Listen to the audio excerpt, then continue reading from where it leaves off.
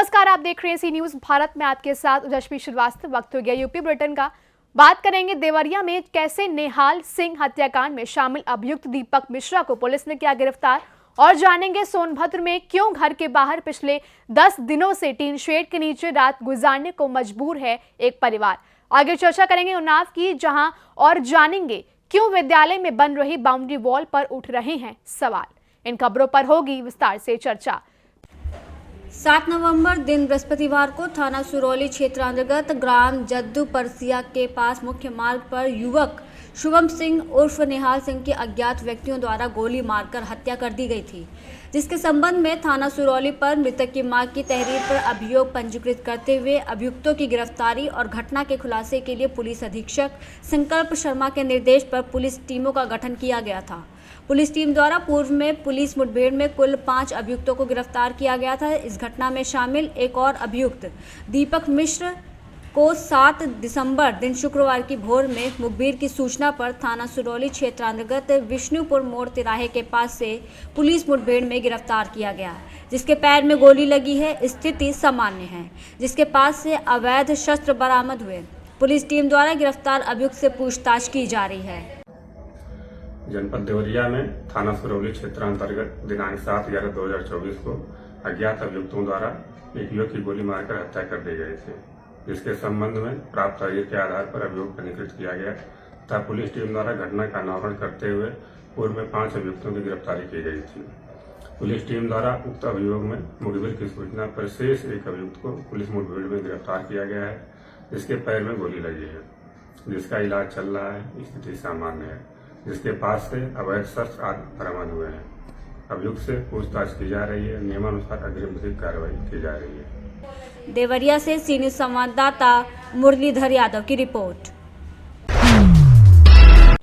देवरिया में कलयुगी पत्नी ने अपने ही पति की धारदार हथियार से हत्या कर डाली। पूरा मामला सदर कोतवाली थाना क्षेत्र के वार्ड नंबर 15 सोंदा मोहल्ला बरवा गोरस्थान का है, जहां आरोपी पत्नी ममता यादव ने ईंट और हंसिये से अपनी ही पति गोपी यादव उर्फ विजय प्रताप यादव की, जिसकी उम्र 45 वर्ष बताई जा रही है, उसकी हत्या कर दी।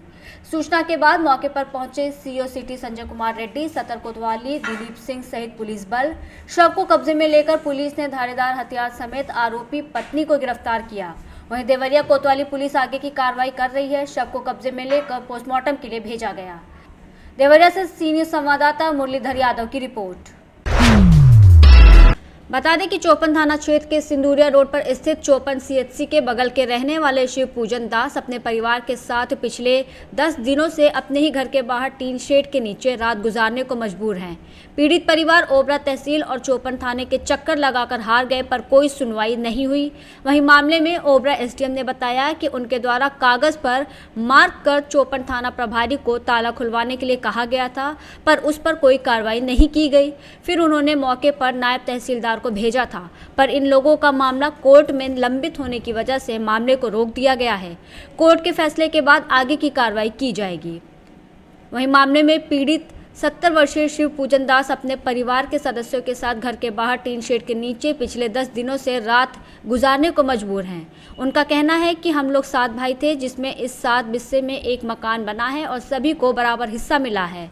उनका भी इस ज़मीन पर 2 कमरा है और एक रास्ता है, जिससे उनके चौथे नंबर के भाई राम शक्ल और उनके बच्चों के द्वारा उनके आने जाने का रास्ता रोक दिया गया, जिससे उन लोगों को घर के अंदर नहीं जा पाने की मुश्किलें बढ़ती जा रही हैं। इस मामले की शिकायत ओबरा एसडीएम और चौपन इंस्पेक्टर से कई बार की गई, पर कोई भी सुनवाई नहीं की जा रही है।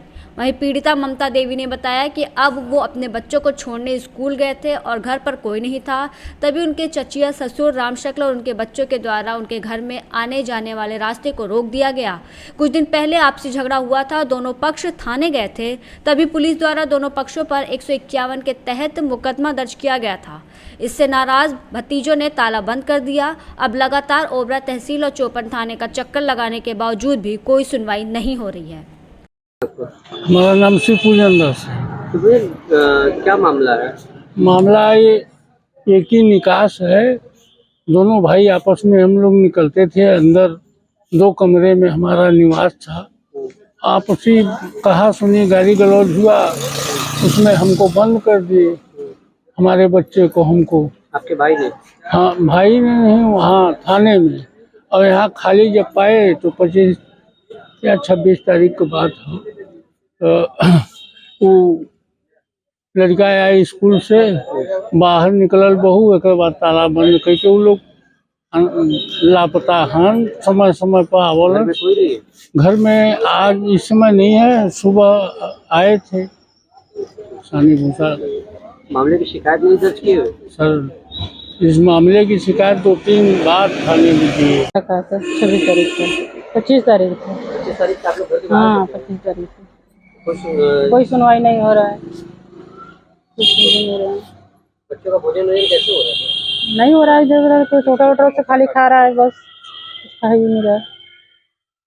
सोनभद्र से सी न्यूज़ संवाददाता कुमदत चौधरी की रिपोर्ट। एसपी दीपक भूकर ने कहा, राजस्व टीम के द्वारा जमीन का चिन्हकरण उसके बाद भी अगर व्यक्ति के द्वारा दोबारा कब्जा किया है या फिर कब्जा नहीं छोड़ा गया तो ऐसी स्थिति में राजस्व विभाग से तहरीर मिलने पर तत्काल एफआईआर दर्ज की जाएगी। एसपी ने कहा कि सभी थाना प्रभारी को ऐसे मामलों में तत्काल एफआईआर दर्ज कर कार्रवाई करने के निर्देश भी जारी किए गए। एसपी ने कहा कि किसी भी स्थिति में कब्जे नहीं होने चाहिए। की एक्सपेक्टेशन की आप सभी जितने भी प्रार्थना पत्र यहाँ पे आते हैं उन समस्याओं का समयबद्ध तरीके से निस्तारण सुनिश्चित करें। पुलिस की तरफ से आपको किसी भी टीम की गठन की या पुलिस हेल्प की अगर आवश्यकता होती है तो आप जरूर उसमें बता दें, वो तुरंत मौके पे आपको फोर्स भी उपलब्ध होगी ताकि उस समस्या का हम समाधान कर सकें। एक बार बार जैसे थाना समाधान दिवस में भी मैं देखता हूँ कि जब रेवेन्यू की टीम भी चली जाती है या अन्य विभाग के लोग भी चले जाते हैं, उसके बाद भी कई लोग इस तरह की बदमाशी करते हैं कि उसके बाद भी मेड को तोड़ देते हैं या जो वहाँ पे चिन्हांकन किया था उसका पालन नहीं करते हैं, तो उसमें आप तुरंत उसमें एफआईआर करवाएं। तो एसएचओ को मैंने सभी थाना अध्यक्षों को भी स्पष्ट निर्देश दिए हैं, अगर रेवेन्यू टीम जाके भी चिन्हांकन कर देती है उसके बाद भी कोई पालन नहीं कर रहा है तो आप उसमें एफआईआर करवाएं। उसमें किसी भी तरह की कोई इशू पुलिस की तरफ से नहीं है। सदर तहसील में संपूर्ण समाधान का आयोजन किया गया था। किस तरह से जन सुनवाई की गई?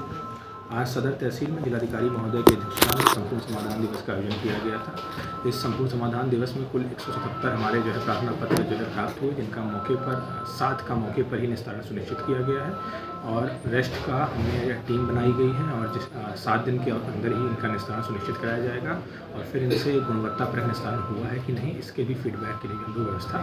उन्नाव से सी न्यूज़ संवाददाता अजय की रिपोर्ट। किशनपुर टड़वा निवासी प्रियांशु ने शनिवार को सफीपुर तहसील में संपूर्ण समाधान दिवस पर सीडीओ को प्रार्थना पत्र देकर भ्रष्टाचार की शिकायत की। शिकायतकर्ता ने सीडीओ को दिए गए प्रार्थना पत्र में बताया कि सफीपुर ब्लॉक अंतर्गत किशनपुर टड़वा में उच्च प्राथमिक कंपोजिट विद्यालय स्थित है, जहां पर इन दिनों उच्च प्राथमिक विद्यालय में बाउंड्री वॉल का निर्माण कार्य किया जा रहा है। बाउंड्री वॉल निर्माण कार्य में पीली ईंटों के साथ घटिया सामग्री का प्रयोग करते हुए घोर अनियमितताएं की जा रही हैं और अधिकारियों को पीली ईंटें दिखाने से बचने के लिए जितना बाउंड्री वॉल निर्माण कार्य किया जाता है उतने में तत्काल प्लास्टर भी कर दिया जाता है, जिससे कि पीली ईंटों से होने वाला निर्माण कार्य किसी को दिखाई ना पड़े। इसके साथ ही उच्च प्राथमिक कंपोजिट विद्यालय के प्रधानाध्यापक द्वारा लगभग 7 वर्षों से विद्यालय में पुताई का कार्य न कराए जाने की शिकायत करते हुए कंपोजिट ग्रांट का बड़े पैमाने पर भ्रष्टाचार किए जाने का आरोप लगाते हुए जांच कराए जाने की मांग की गई, जिस पर सीडीओ प्रेम प्रकाश मीणा ने तत्काल राजपत्रित अधिकारी से जाँच कराए जाने की बात कही। हमारा नाम प्रियांशु मिश्रा है, हम किशनपुर टड़वा से आए हैं। हमारा मामला, हमारे गांव में एक बाउंड्री वॉल का निर्माण हो रहा है विद्यालय में, जिसमें मानक विहीन तरीके से बहुत ही गंदी तरीके का ईंटा लगाया जा रहा है और ईंटा लगा के तुरंत बाउंड्री वॉल बना के तुरंत प्लास्टर किया जा रहा है ताकि वो छिप सके, भ्रष्टाचार छिपाया जा सके। और एक मामला है हमारा, तो इस बाबत आपने एप्लीकेशन किसको दी है? सीडीओ साहब को हमने एप्लीकेशन दी है और उन्होंने आश्वासन दिया है कि जल्द से जल्द कार्रवाई की जाएगी। उन्होंने आदेश भी किया है सक्षम अधिकारी को। उन्नाव से सी न्यूज़ संवाददाता सुशील यादव की रिपोर्ट। फिलहाल इस यूपी बुलेटिन में बस इतना ही। देश दुनिया की तमाम खबरों के लिए आप देखते रहिए सी न्यूज़ भारत।